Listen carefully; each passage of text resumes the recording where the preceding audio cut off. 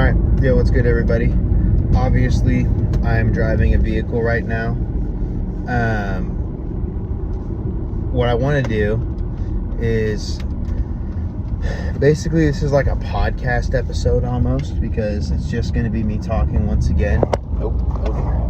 But obviously, it's going to look a little different just because I'm in the car. But yeah, what I want to talk about is essentially just love, which I know it's corny for some people, but I'm leaving Springfield right now. I just celebrated 1 year with my girlfriend, Addie, who you guys have seen before, and whom I love very much. Yeah, essentially, I just want to talk about, you know, what has dating looked like for me? What do I think about it? How do I want it to continue to look up until engagement? Yeah, so dating has been such an interesting process because Addie is the first and hopefully only girl I've dated. And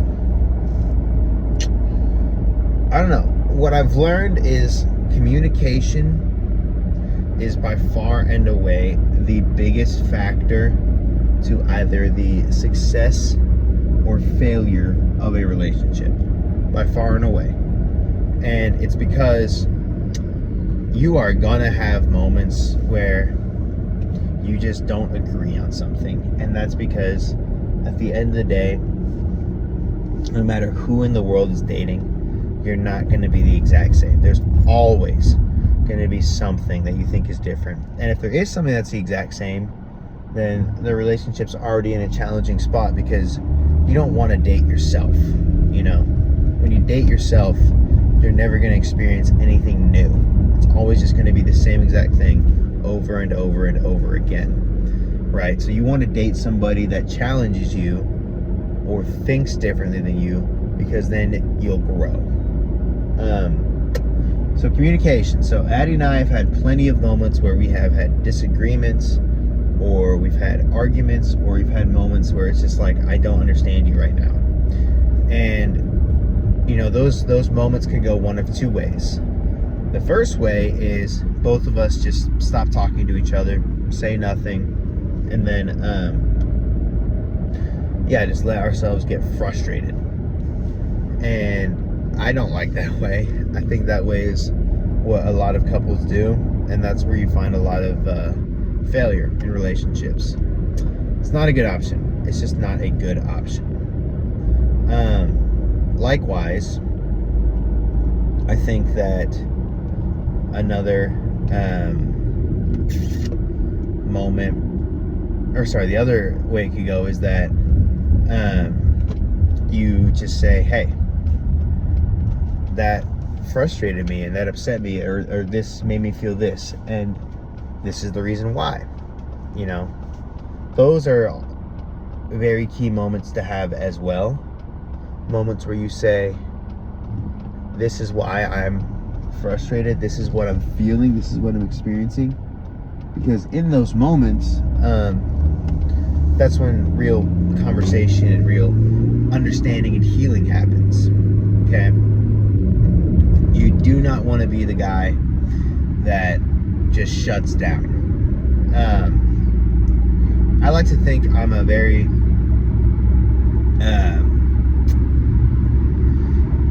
I don't know. I was going to say I'm a very tough guy, but I'm also super sensitive. I'm both. I'm a mix of both. I'd say that I am probably more emotional than the average man.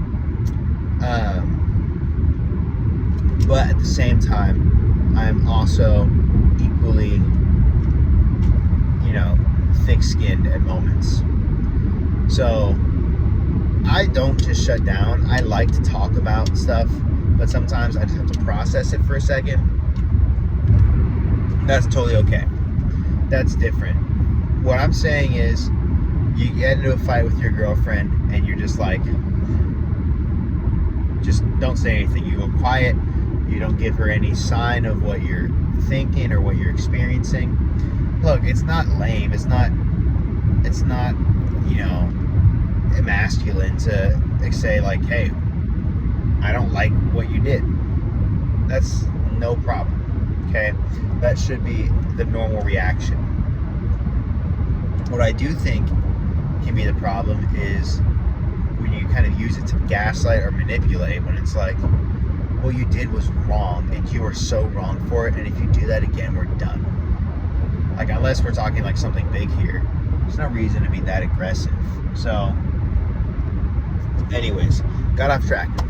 One of two ways. The second way is just communicate. Communication is the most important thing.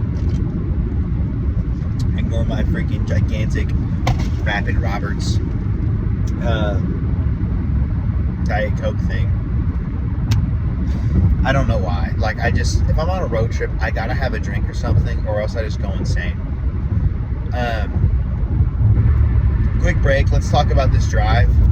If any of you have gone to Springfield, you're from the Kansas City area, and you drive to Springfield, I do not like this drive, dude. I liked it maybe the first couple times. Like, the area I'm in right now is just coming out of Springfield. By far and away, it's the prettiest area. It's the rocky, like, kind of built into the cliffs area. That's just Ozark territory. But we're on the edge of the Ozark territory already, so we don't get much of this. And after this, it's just so boring. I thank God that it's at least 2 lanes, though. If it was just a single lane highway the entire way, I would lose my mind. But it's 2 lanes, so I can do this. I can pass cars as I am right now.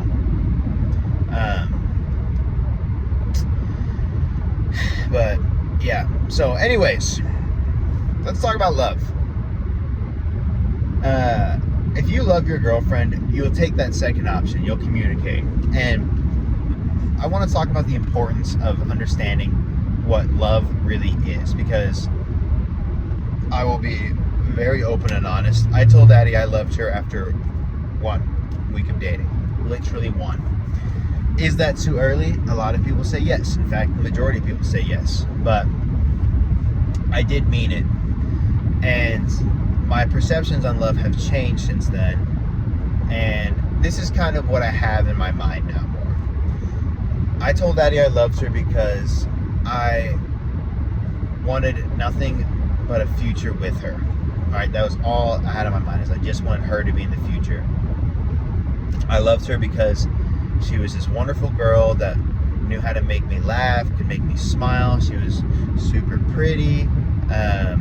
I loved talking to her. I could talk to her for hours and hours and hours on end. We would FaceTime almost every night. I just loved her a lot because it was so amazing. And then, you know, as our relationship matured and we matured, you know, there were plenty of flaws in each other that were pointed out. And it didn't mean I stopped loving her. I stopped loving who she was. It meant that we both just had to change. That's another big thing, is people say change in a relationship is wrong. You should never change. A person shouldn't change you. I say, what the hell do you think is supposed to happen? Excuse my French. Change is the best thing that can happen. You see, you know what a good change and a bad change is. You know right away in your heart what a good change and a bad change is. I'll give you 2 options. You got option A, Little Timmy. Okay, Little Timmy walks up to your I'm gonna say as a father. Okay, I'm not a father yet, but from the perspective of one, I imagine my daughter walks in with her boyfriend named Little Timmy. Now, my daughter was a straight A student. She was a great kid, loved hanging out with her friends, very nice, very orderly, very cleanly. And then she starts dating Little Timmy. All of a sudden, she's coming home at 3 a.m. She's wearing less and less clothing. Her grades are slipping. She's skipping school. She comes home smelling like alcohol. She's got vapes in her room now. All of this stuff started happening after she started dating Little Timmy. do you think I'm going to say like, well, it's good that she changed for him? No. Whereas I'll give you another option, which is Demetrius. Demetrius starts dating my daughter, same one as before though, Timmy, just super sweet, all that. And they just come over, they hang out in the living room, talk to me as a dad, talk to mom. They go on dates, has her home by 11. She still does well in school. And I noticed that she spends a little less time with her friends and more time with Demetrius. I noticed she takes a little extra time to get ready in the morning. I noticed that she never used to watch soccer, but since Demetrius loves soccer, she spends a lot of time watching games now. I noticed that she starts saving up money for dates, things like that. All these things change you as a person. You might say that's just changing a habit, that's just changing this. It changes you as a person. That is, obviously I'm not saying you go down to your core levels and it's like you lose this aspect of humanity that's been replaced with Demetrius. Of course not. But as a person, right, you're willing to sacrifice these things that, you had zero interest in before, right? When I started dating Addie, I had no idea about dance, or I had no desire to do it, and I didn't care much about speech pathology, and I definitely didn't care about Springfield, Missouri. Once I started dating her, though, I learned about these things. I've made my TikTok dances with her, and I've driven to Springfield way too many times in my life. So you change these things. Now, obviously, that doesn't change my as a person, but it changes, like, it does. It changes my personality towards certain things. So perhaps I got to make a clarifying distinction. It doesn't change who you are as a person, but it changes your personality. So, and that is a good thing. So anyways, you should embrace the change. Like, you should never ever have people come up and tell you, I don't like the way you've changed, if they have no basis for it. If I go up to my daughter, excuse my yawning, hold on, replenish. If I go up to my daughter that's dating Lil Timmy, and I'm like, hey, what are you doing? You're changing for the worse. There's basis. I can say your grades are worse, your health is worse, your sleep is worse, your habits are worse, your style is worse. Like, that's completely within my grounds. But with Demetrius, I'm like, hey, I don't like the way you're changing. You're spending too much time watching soccer instead of going to hang out with your friends. I'm like, there's a lot of parents and a lot of friends that make that argument, that say, I'm doing my Italian hands, that say, like, you should never sacrifice time with your friends for time with your boyfriend. And, perhaps I'm biased due to the nature of my relationship. The nature of my relationship is I have a certain set of hours I can see Addie on a weekend. I can see her Friday afternoon, Friday night, Saturday all day, and then Sunday morning, Sunday afternoon, I'm gone Sunday night. Right? So that's a set limited time. So I want to spend every second of that time with her. Right? I don't want her to just go and be like, oh, I'm actually going to hang out with my friends. Because then I'm like, what? I'm just going to sit here in the corner by myself in Springfield with what I have here? Then I'll go and spend time with her and her friends. I mean, I don't really have much of a choice because I stay in their apartment. So, but I also understand, like, look, you gotta have a priority list in your life.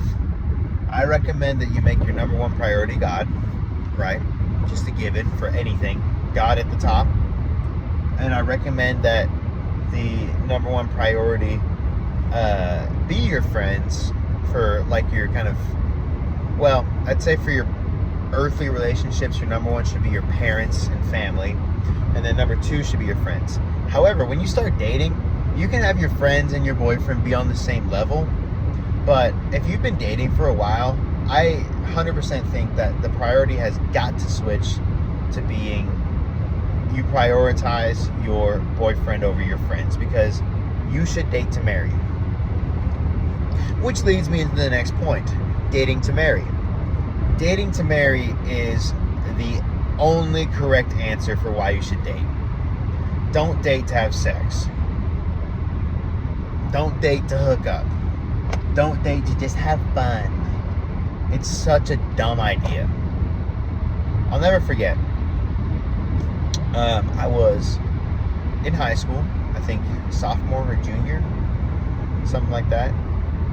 And I went on this trip with a family member. Not a close family member, but, distantly related. And on the way back home, we were talking about relationships. And I told him I hadn't dated anybody at this point, obviously. Spoiler alert, that doesn't happen until junior year of college with Addie. But I tell him, if I'm going to date someone, I'm going to date to marry. And he said, what? No. Date whoever you want. And even when you're dating somebody, feel free to look at other options. You're not locked into anything until you're married. And even then, when I was younger, I was like, that makes no sense. You're not locked in. You cannot condone that kind of mindset. I am very firm on the idea that if you say you're dating somebody, if you're willing to lock in that title of boyfriend/girlfriend, if you're willing to lock that in, then you absolutely become mutually exclusive, and you look at no other options for people. You don't look at anything else. And if you do, you repent and you apologize. For example, pornography. Am I going to sit here and tell you I haven't seen pornography in the last year? I wish I could. Can't. I have seen it. That's awful. That's awful for a lot of reasons. But a new one it's awful because I should never look at another woman like that. Because that should be, my eyes are only for Addie like that when we're married. Right? I only want to have eyes for the person that I love and am dating. So that's what I mean. It's not just making googly eyes at some girl in the gym, or making googly eyes at some guy who's making your coffee or working as a waiter. That's the thing, is it goes both ways for your partnership. On top of that, you also need to be very careful as a dating relationship to pace yourselves at a rate that you feel is appropriate. I am so close to starting my first full-time job and entering the workforce and kind of getting out of the school scene. I've got a few weeks left till that happens. For that to kind of go through, there's a series of checklists that I went through to prepare myself. Dating is similar, right? I'd say once you're out of school, dating might look different, but if you're in school, make sure that you have enough money. Okay, if you're going to start talking about the future in marriage, you say within a year I want to be married, make sure you have enough money that you can just support yourself enough. Do not put off your marriage because people are telling you you need $50,000 in the bank account at least to save up, or you need to get a house within 2 years, or you need to think about if you have a kid, you need to blah blah blah. Don't listen to that, please. It's the worst thing to hear. It's the absolute worst thing to hear. Rather, I want you to listen to yourself. Okay? If you're bad with money, listen to yourself. Understand that, okay, I'm not the best, so perhaps I should get a budget. Or I should talk with my partner about getting a spreadsheet or starting something where we can just have a healthy balance. Also, you want to understand your limitations with that. But anyways, just find your avenue of, this is what I want to be successful with for money. That's one of the checklists. Money. Another checklist is just maturity? Do you think that you're mature enough to move out on your own and support this person individually? Do you feel that in your life right now you can say, I'm fully independent, I can fully go? Let's say I pick you up and drop you off in the middle of the woods, aka let's go Fairfield Spring. That's a nice one. Let's say I pick you up and drop you off in Wichita, Kansas. I know, I'm sorry for doing that, but if you had a job there, could you be fully capable of living in an apartment on your own? If you're like, no, I don't even know how to fold my own laundry. No, I don't know how the dishwasher works. No, I don't even know how to change the tire on my car. I'd say take a little longer. Feel prepared that in the event of an emergency, you can handle yourself. Because it's not just yourself you're handling in these relationships. If we're talking about marriage, you're joining your wife. Okay? You become one thing. So, anyways, that's the checklist for just making sure, financially ready, and, you're mature enough. Make sure that you guys are on the same page. Talk about everything. Talk about kids before you get engaged. Talk about the future. Talk about how many people you want at a wedding. Talk about what you want a wedding to look like. Talk about a budget for a wedding. Talk about the timetable for when you want to start your first job, buy your first house, have your first kid, all those things. This is stuff that you don't have to see completely eye to eye on. You just have to compromise, right? Addie and I have a compromise where, please God provide, we get married. We want to have our first kid at like 28, which, that'd be the ideal number. We feel like I'm 22 now, she's 22. We get married at 23 years old. 5 years of marriage without any kids would be a lovely thing.